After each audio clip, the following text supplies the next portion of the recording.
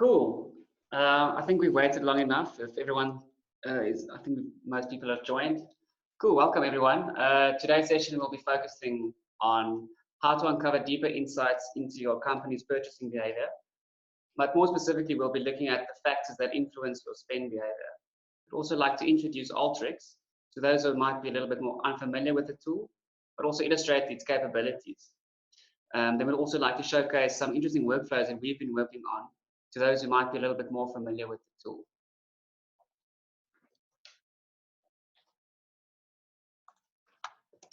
Cool. So essentially what we'll be discussing today is we just want to take you quickly through who we are, who we work for Decision Inc. And we form part of the data information and analytics team. Then we'd like to take you through an introduction to Alteryx and the power of the tool.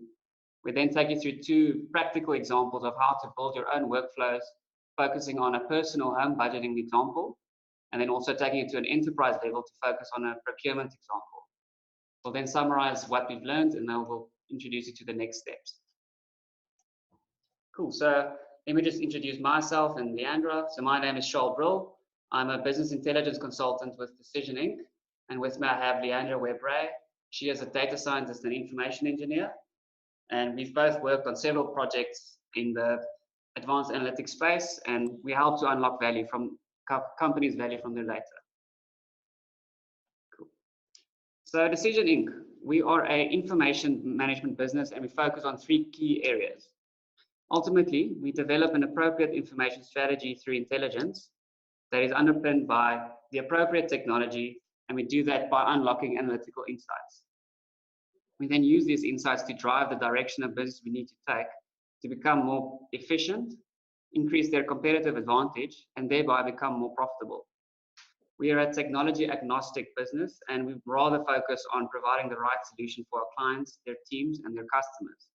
Our experience spans across several industries, including manufacturing, mining, healthcare, and also financial services.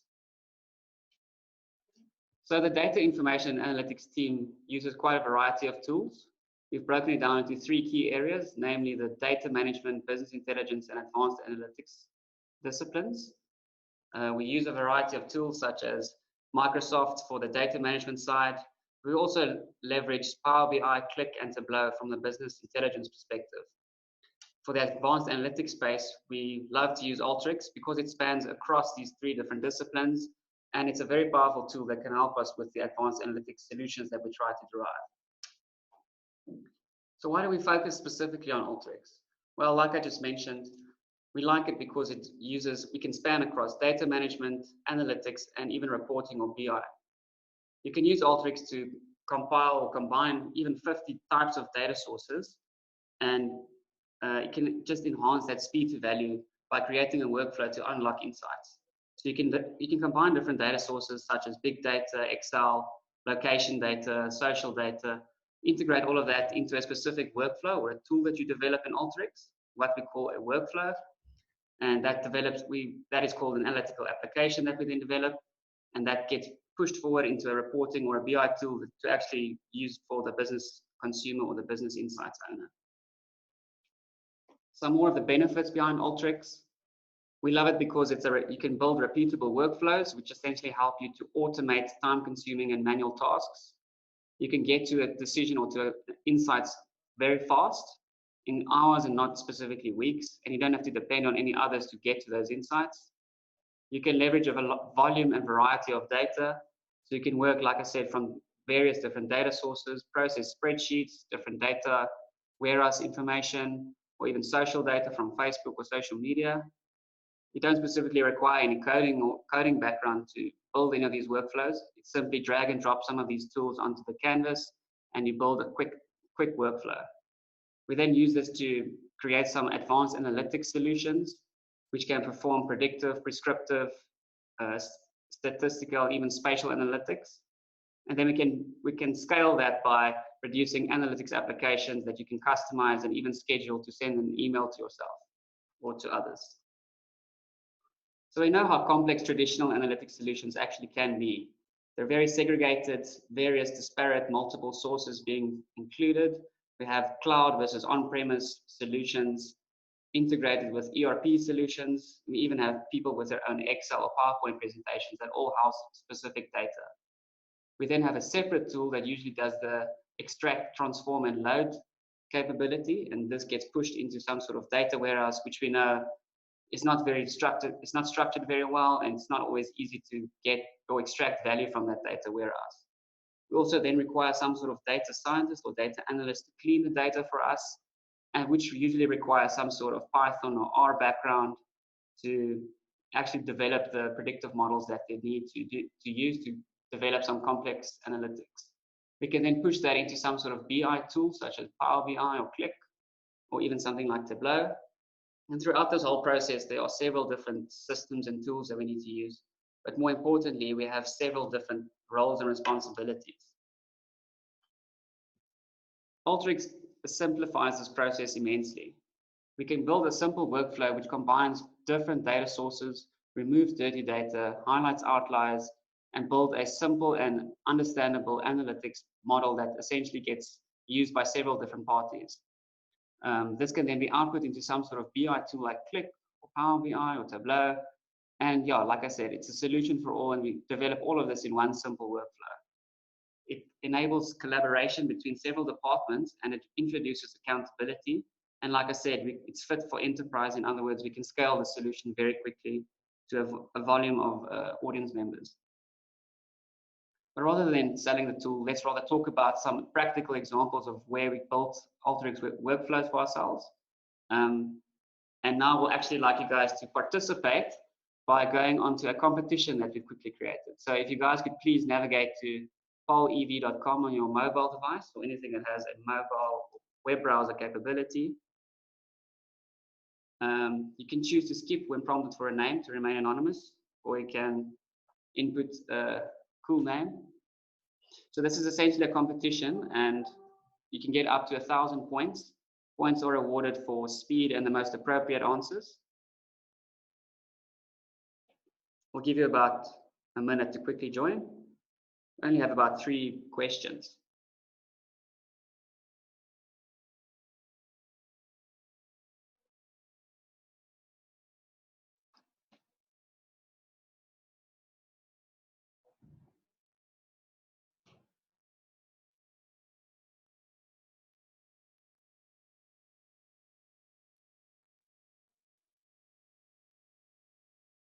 Cool, I think most people have joined. Essentially, this competition will be centered around understanding your purchasing behavior. So like I mentioned, speed counts, so move fast, and the first person to answer gets the most points. Let's get started. How do you actually track your monthly spend?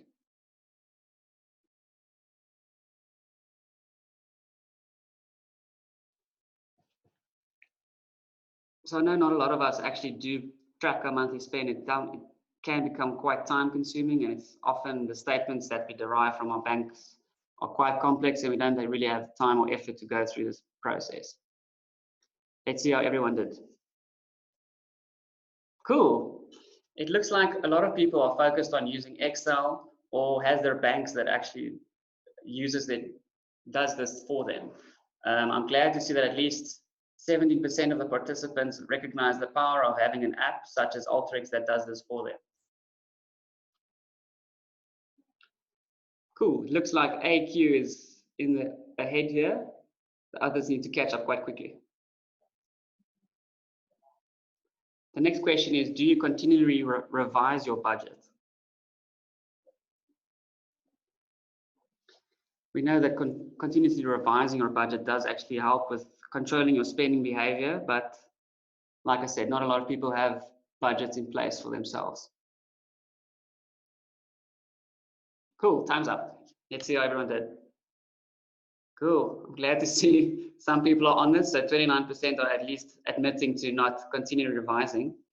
But like I said, having a budget in place actually helps you to control your spending behavior and highlights where you can potentially save. AQ is doing really well, so let's see how he does with the next question. Do you plan for unforeseen changes to your expenses in your monthly budget?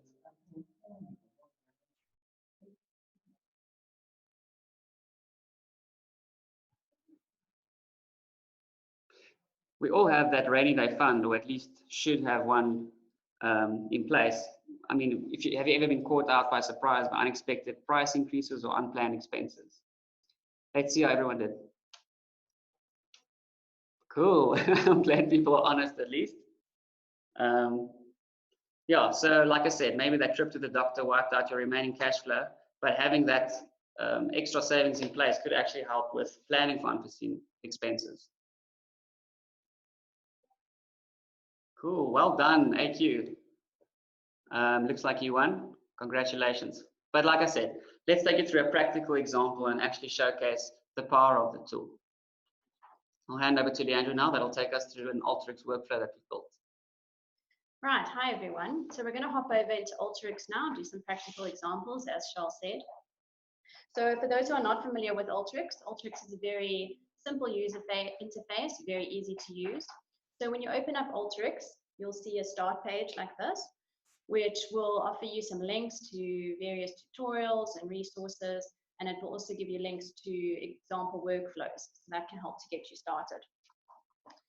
Then if you start a new workflow, what you'll see is the section in the middle here. This is what we call our canvas, and this is basically where we build what we call workflows in Alteryx. On the left, we have our configuration tools, which we use more as we build a workflow. And at the bottom, we can see our output so that when we run the workflow, we can see what's happening. Alteryx is a simple drag and drop interface. So at the top, we have all the possible tools that we can drag and drop into our workflow. And these are combined into different groups according to their functions. So we have our in and output tools, preparation, joining, and the various other categories of tools that we can use. So as an example, let's drag in an input tool. What we can do on the left here is simply connect to a file. It can be a data source or an actual file that's saved locally. So we're going to bring in a transaction file as an example. This file is an Excel file, so when I bring it in, it asks me which sheet I want to use. And on the left, then I can see a preview of what my data looks like. So here I can see there's transaction dates and descriptions with debit amounts. What I do see at the top is that there's actually an account name saying whose an account this is. This is actually not part of my data, it's just a header field. So what's very easy to do in Alteryx is I can tell it to actually only start importing my data on line 2. And if I refresh my feed, I can see now I've got my correct headings in place and my data underneath it. So it's now ignoring that header line. Then what I can do is I can bring in a simple select tool. And what this will allow me to do is choose only the fields that I want to work with. So let's say, for example, I'm not really interested in my credit data, I'm only interested in my debit data. But my debit data is brought in as a string field. Now, typically this would require some SQL coding to change the fields, but in Alteryx it's very simple. I can just change the data type like that. I can also rename any of my fields. So say, for example, I want to call my date field just date. I can do all of that very easily within Alteryx. Now, if I run my workflow, I can see at the output of my select tool what my data actually looks like. So here I can see my date, description, and debits. And what's great is that Alteryx also gives me an indication of the quality of my data. So if I hover over my description field, I can see that about 3% of my data is not okay.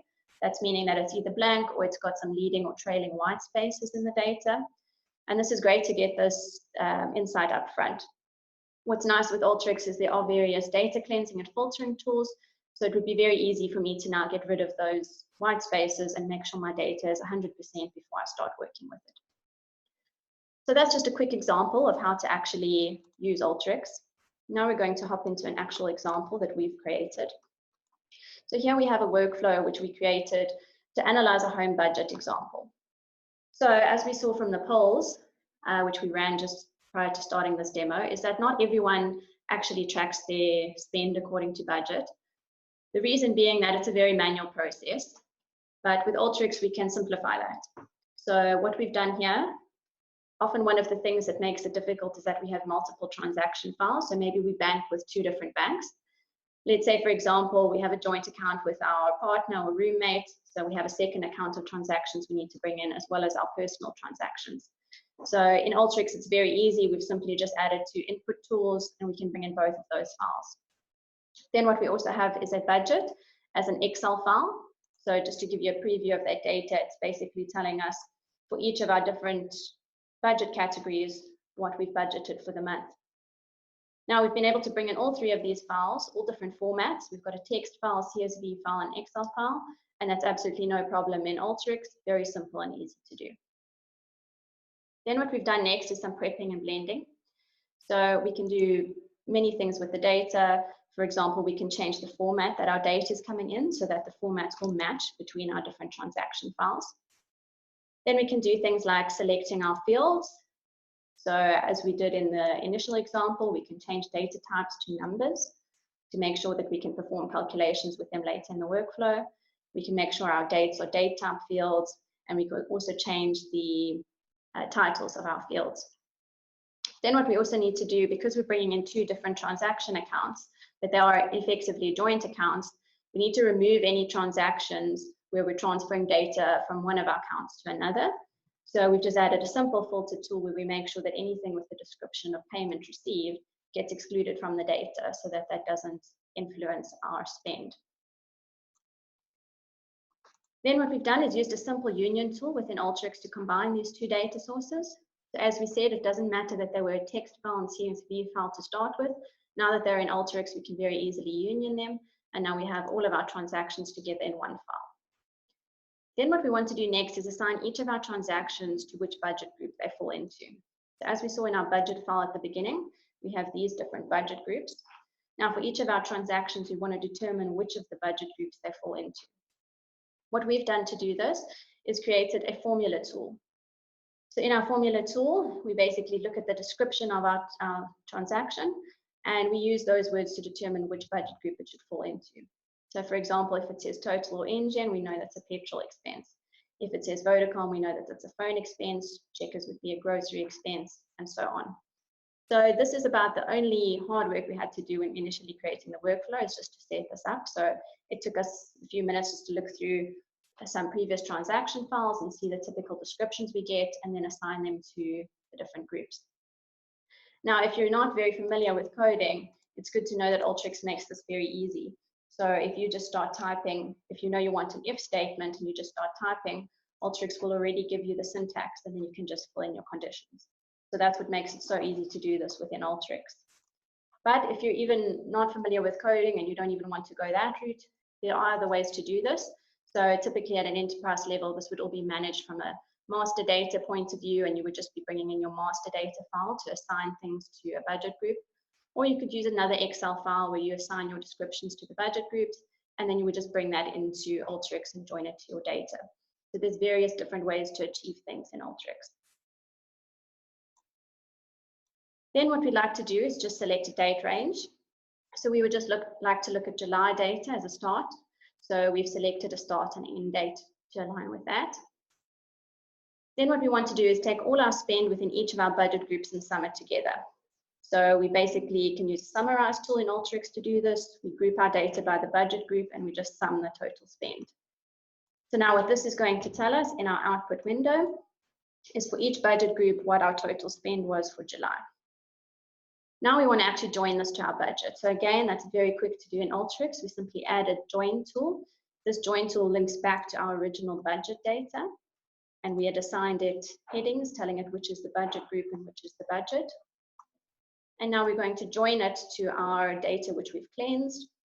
We just tell it that the budget group from our transaction data must equal our budget group in our budget data, and then the data gets joined. What's nice in Alteryx is that you can also see what is getting joined and what's getting left out. So if, for example, there were any transactions that hadn't been assigned to a budget, we'd be able to see them on the left output here. But everything else we can see has been joined in our join side. So now what we can see is that we've got each of our budget groups, a total spend, as well as what the budget was for the month. We can then calculate a variance. So if we take our total spend minus our budget, we can see the difference. The reason we've done total spend minus budget is we want to see a positive amount if we've gone over budget, to see how much we've gone over budget by, and a negative amount if we're under budget. So if we now want to get an overall view, we can just sum together all those variances, and now what we see is that we have a total of minus 68. So that's great, because it means that for this month, we've actually come in just under budget. So that's good news. But let's look at it in a bit more detail at each of our different budget groups. So what we've taken here is a chart, and we've summed the spend within each of the categories versus the budget to determine the variance. So in this case, we see something interesting, that actually petrol we've overspent by around 400 Rand. And we have another category here where we've underspent, which is in shopping and entertainment. So it's interesting to see that overall we met our budget, but if we look at the individual categories, we see that we've overspent in some and underspent in others. So this suggests we're actually not budgeting 100% correctly. So what we can do is we can actually adjust our budget so that we are meeting our spend correctly. So what we've done is we've created a separate budget file in which we've already made that change. So if we bring in our adjusted budget, now if we rerun this workflow and we look at our chart again, we can see that actually our budget is meeting our spend almost exactly in all of our categories. So this has now helped us to get insight on whether we were budgeting correctly, and it shows us where we can change our budget. So in this case, we were assigning spend in a category where we didn't need it, so we've now been able to assign it to a different category where we did need it. What's great about these charting tools is you can also output them. So there's various reporting tools within Alteryx. You can even output it into an email, which you can then send to yourself on a daily basis. And what's great about this workflow is I can now rerun it every month without having to rebuild the workflow and do any of the manual work. I basically just bring in my new transaction files for the month, and I can run it in a few seconds and straight away see if I'm meeting my budget.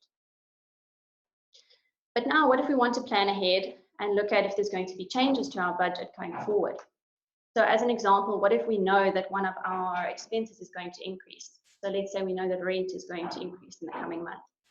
What we've done is taken that workflow that we've created in Alteryx and created another workflow with all the same tools, but we've now created it as an analytical app, which basically means we've provided some interface tools here, which means we can interact with it outside of Alteryx. So when we create this app, it basically creates a file on our computer, which if we double click, will give us a user interface we can work with. So on this user interface, I've asked for a date selection. So we can select, again, the 1st of July up until the 31st of July as our date range. And then what we've said is, let's prompt for a rent increase. So let's say that rent is actually increasing by 10% next month, which is quite a large amount. Now we want to take a look and see if we are still going to meet our budget if that rent increase were to happen. So we can just run that as an app and view the output. And now what it's telling us is that if we were to have a rent increase of 10% going forward into August, we would actually overspend by 400 Rand. So it's great that we've been able to use Alteryx to give us that information. Now that we know rent is going to increase and we are going to actually exceed our budget next month, let's try and use Alteryx to determine where we can get that extra spend from. So let's analyze our spend within each of the categories and see where we can maybe extract an extra 400 Rand so that we can meet our rent budget next month.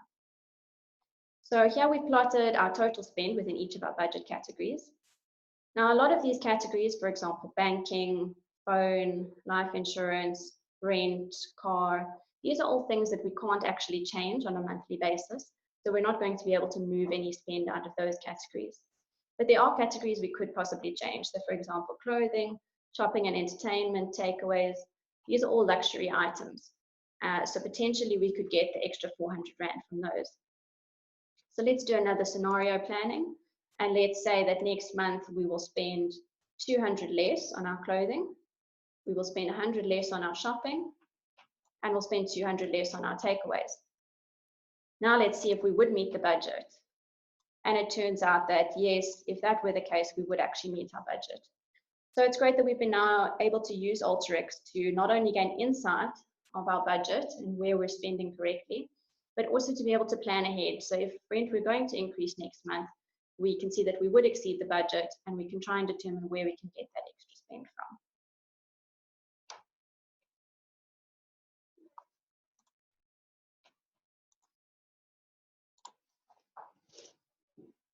Right, so just to summarize what we looked at in that example, we were able to investigate our spend in each of our different budget categories.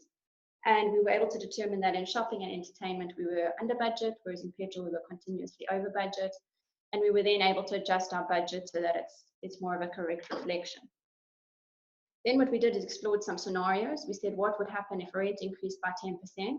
And we did that using an app interface so that we wouldn't even have to open Alteryx. We could just run that as a separate file, and we could input various different percentages and see whether we would still meet the budget if those were to happen.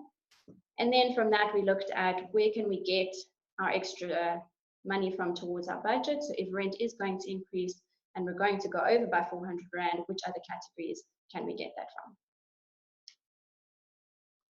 Cool, thanks, Leandra. So now we'd like to go into more of an enterprise level example. We all know that having a budget in place is a great idea, but let's actually see what the power of the tool can be if we apply this to more of an enterprise scenario. So let's go through the procurement process. And okay, so some of the main challenges with the procurement process is that there are, most of the time there are several vendors involved. Each have their own prices that they charge.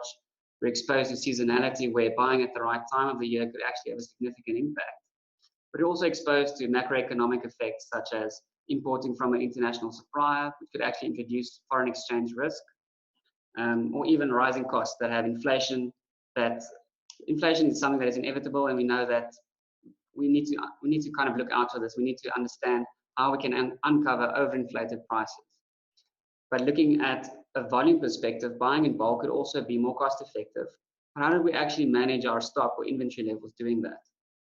We also know that having a service contract in place is something that with your suppliers is always something that benefits your procurement process, but this might not always be the case, and we need to actually have a better understanding of that process. Some of the other benefits of doing a spend analysis are that we can actually uncover where we could potentially save or reduce costs. But more importantly, we want to understand what are the major cost drivers throughout the procurement process. By doing a spend analysis, we could also identify opportunities within the process. So where was purchasing on or off contract? When we purchased in quantities, when we did bulk buying, how much did we pay and how much could we actually potentially have saved? We could also do a vendor comparison between different suppliers and try and understand where we could potentially save money. Maybe a vendor is overcharging us throughout the year, whereas another vendor might have some specials, we can go for that vendor. We're also exposed to, like I said, some seasonality. Maybe purchasing at the right period could actually be a lot more beneficial to us. But ultimately, this helps us with negotiating leverage.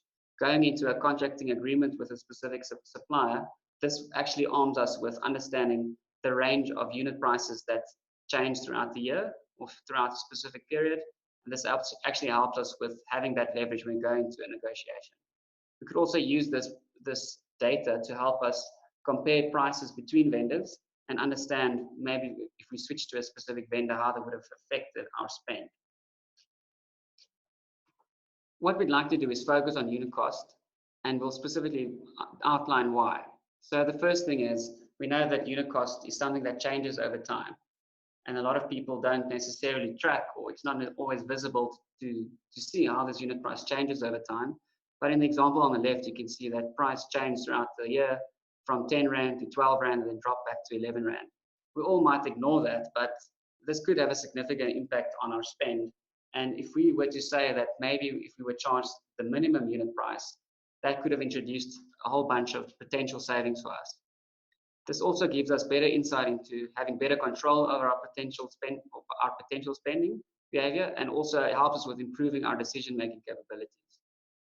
It also puts us in a position to actually try and play out new scenarios, whereas we could probably start investigating how, if we had changed vendors based on the minimum price that they charged, how could we have saved money?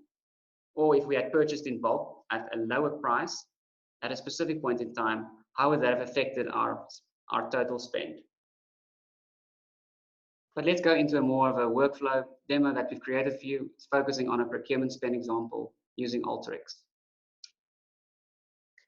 Right, so we're going to take a case study where we're going to look at some procurement data. Just to give some background, we're going to use data from a company called Pete Cycles. So Pete Cycles manufactures bicycles. In order to do that, they have 10 different products that they order, which they then use to manufacture the bicycles. And we have the order data available, which is telling us what items were ordered from which vendors, when they were ordered, how many were ordered, what the total order value was, as well as whether the vendor was a contract vendor or not. And then just a bit of other extra information, which is important, is that the two of the items, which are a 26-inch tire and a 26-inch wheel, are actually specialized size parts. So the Pete Cycles actually has to import those from an overseas vendor. Right, so let's hop over into Alteryx, and we're going to go into a workflow we've created to analyze this example. So here we're bringing in the order data from Pete Cycles, which has got all of our items, descriptions, the dates, order quantities, and order totals. Then again, we're doing some basic prepping and cleansing. So we're going to select fields. We're going to change our order quantities and totals to numbers so that we can perform calculations with them. We're also going to eliminate any blank item descriptions, which could be outliers in our data. And then we're going to calculate our unit cost. So our unit cost, we can effectively just calculate as what our total order value was divided by our order quantity. Then to calculate a minimum unit cost, what we can do is group our data by item number, again using a summarize tool in Alteryx, and we just get our minimum, max, and average unit cost. So as Charles spoke about, we're going to focus on what was the minimum unit cost we paid for each item and try to calculate potential savings we would have made if we had always been charged that minimum unit cost. So we're going to join back our minimum unit cost per item back onto our data now. Again, it's very simple to do that. We just tell it which fields it must join on, so the item numbers and descriptions must be the same. And now what we have is for each order, we can see what the minimum was that we ever paid for that same item. Then let's calculate our potential savings. So basically we take what our total order value was and we compare it to what we would have paid for the same quantity but at the minimum unit cost. So now we can see a potential savings per order. So in some cases there won't be potential savings, but for some there could be a potential savings where we're actually spending more than what the minimum is that we've ever purchased at. Then if we sum together all those potential savings, we can format that and just see an output. And it's saying that we have a potential savings of 2.3 million. Now this is over a year's worth of data. So it's saying that in the past year, we could potentially save over 2 million. Now this might not all be realistic savings because there might be reasons for variations in the unit price, but it's at least unlocking for us some insights which we can then further investigate. So as an example, we can then go and look at which items we can potentially save money on. So again, we've created a chart within Alteryx where we're plotting the potential savings for each of our different items. And what we're seeing here is that actually brakes has a potentially very high saving. So what this means is that in the last year, the price that we've paid for brakes has varied quite substantially, which results in a 300,000 difference in what we would have paid at the minimum unit price versus what we actually paid. What's great about Alteryx is we can very quickly output our data into any format. So here we're outputting it into an Excel file, and Alteryx partners very nicely with any of our visualization tools. So what we can do is take this data and visualize it in a tool such as ClickSense. So for example, we can plot what our total potential savings is and what a percentage is that is of our total spend. And we can see our total savings by item as well as by vendor. So as we can see here, again, we're seeing that brakes is our highest potential saving. So it's saying that we can potentially save money if we change our spend behavior on brakes. So what we could do is we could look at all of our order data and try to track over time when we're spending each amount and why is that unit price actually fluctuating. But this could again be quite a manual process. So let's rather use Alteryx to see if it can't help us identify why this unit cost is changing. So if we go back into Alteryx, what we've created here is a workflow which uses some of the predictive tools within Alteryx. So there's quite a range here of predictive tools. What we've used is the linear regression tool. Now what a linear regression tool does is it tells us how each of the input factors affect our output. So in this case, we've asked it to look at the value of our unit cost for each of our orders and look at how it changes depending on our vendor, our month, and our quantity, because these are all factors which, as Charles mentioned, could affect our pricing. So usually creating a linear regression tool like this would require some kind of coding, typically in R or Python. But with Alteryx, we've literally just been able to drag and drop this tool into our workflow and input our data and get some insights.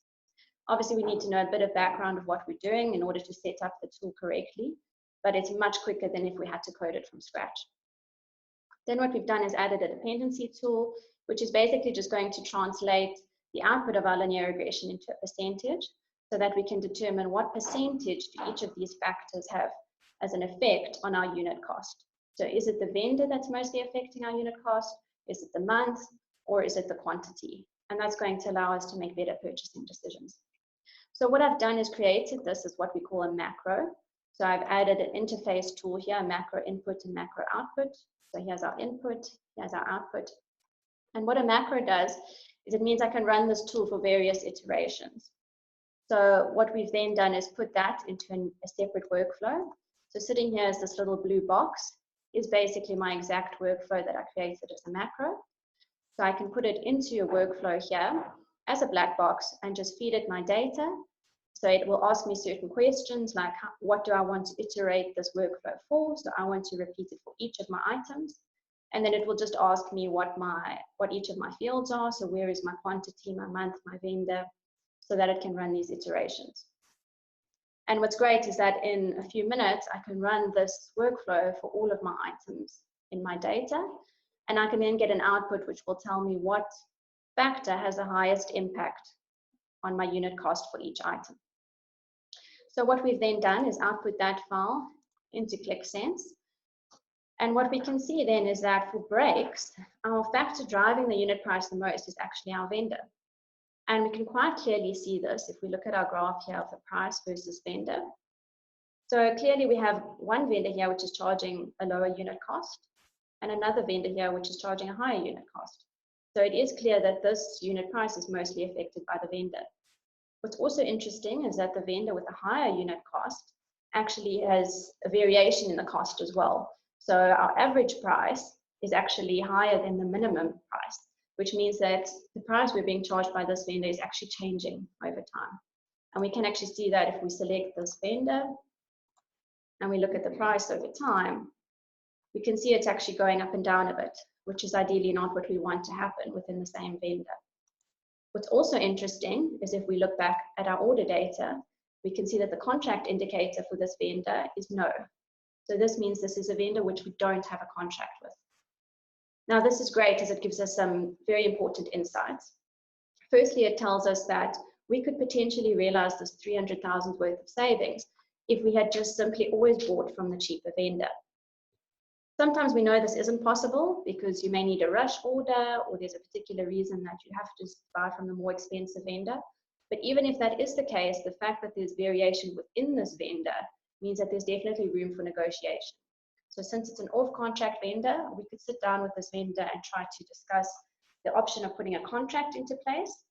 And we could show them this data to show that we're always spending more with them than with another vendor and that their own price is varying over time. And this could help us to give leverage in order to set a more standard price with this vendor.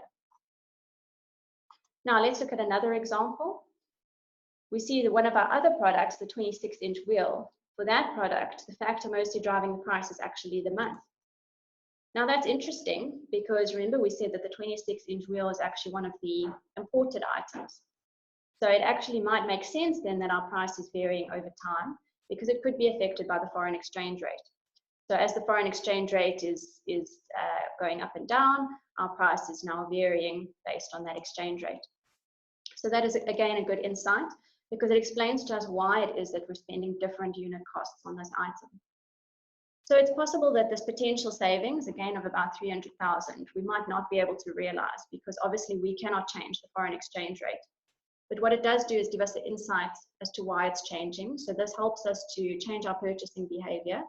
We could possibly wait until the foreign exchange rate is more favorable before we place an order, which is something that we wouldn't have thought of doing before.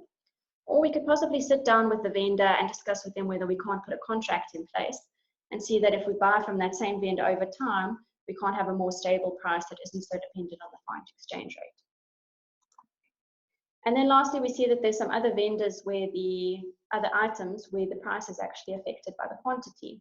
So for example, with our spokes, we see here that the price changes a lot with quantity. When we're buying low quantities, we're paying 360 Rand. It then drops to 330 when we're buying higher amount. And it drops even further to 300 when we're buying an even higher amount. This is again a very good insight because it tells us that we could actually save money simply by waiting until we need a higher quantity before actually making that purchase. And that's a great insight because again, it's something we might not have had visibility on before, whereas now that we know that this is what is affecting the unit price, we can actually make decisions based on that, and we can potentially realize this 300,000 worth of savings. Right, so just to summarize again what we've looked at in this example, we saw the example of brakes where the price was varying across different vendors, one being a contract vendor and the other not, and that obviously the better pricing was with the on-contract vendor. So we've been able to identify that the best way to create savings here is to buy from the cheaper vendor or put a contract in place with the more expensive vendor. We then looked at our wheels and tires and we saw that the 26-inch ones were varying by month and that this was likely influenced by the foreign exchange rate because it's an imported product. So this gave us insights on determining when we make those purchases. So we need to wait until the foreign exchange rate is more favorable. Or what we can do is again sit down with the vendor and have discussions on setting a more stable price. And then lastly, with our chains and spokes, we found that the prices of these items varied with quantity. So here we can save money simply by ordering the correct quantities and practicing more bulk buying. So as a summary of what we've done in this webinar, we've really shown you the power of Alteryx through some practical examples. We've shown you that you can blend data from multiple different sources. We showed that you could easily prepare and cleanse that data and very quickly uncover insights. We did all of this within a repeatable workflow, meaning that we could run it month on month in a very short amount of time. And this also creates traceability and auditability. Now, we've just touched on a few of the amazing things that Alteryx can do. So just bear in mind that there are many other things that can be done. As an example, there's forecasting, propensity modeling, spatial analysis. So we'll hopefully be doing more webinars in the future where we can show you even more of those amazing possibilities. Cool. I hope you guys enjoy the practical examples that we built for you. What we'd like you guys to do now is to actually go onto the Alteryx website and download Alteryx Designer. There's a 14-day trial for you to play around with, and it gives you the capabilities of playing around with some of the predictive analytics tools and to just play around and build your own workflows. What we'll be doing is we'll be sending out a follow-up email if you require any further information or if you have any further questions. But then we'd like you guys to go on a continuous learning journey in terms of training, maybe attend some massive open online course such as Udemy or Coursera. But then at Decisioning, we also offer formal training on Alteryx specifically. So if you're interested in that, feel free to contact us. And yeah, if you have any questions, please get in touch. If you have any specific requests or any more information that you want to get from us. And then we'd like you guys to look out for any of Decisioning social media posts for future events. We'll be hosting a few more webinars, and we'd also want to introduce a lot more YouTube videos that will be showcasing the power of Alteryx. So I don't know if you have any more questions, but if you do, please feel free to use the chat option in Zoom. So we're just going to quickly switch over to see if we have any questions coming in. All right, so we have a question here, which I'm just going to discuss briefly. So someone here is asking, can I connect directly to my Oracle database and then read back data into that database? And the answer is yes, absolutely. So we've done an example here where we've only used flat files, but you can connect directly to your database, whether it be a SQL database, an Oracle database, and then you can read data directly back into that database. So that helps for a more large-scale solution where you can just interface with your databases directly and you don't have all these floating files. Okay, and then we also have another question online here asking how can I generate reports? So that's also very simple to do in Alteryx. So we can use the output tools in Alteryx to write either to an Excel file, CSV file, text file, various other formats. What we can also do is use the email functionality within Alteryx, and we can schedule that. So you can schedule your workflows to run daily, and it will then automatically send out an email to various addresses. What you can also do is write out output files to the various visualization tools. So Alteryx does have the capability to write directly to a Tableau file, and you can also write to various other files which can be read by things such as ClickSense. So it's definitely a great tool for not just doing the analysis, but actually reporting on those insights and then being able to action them.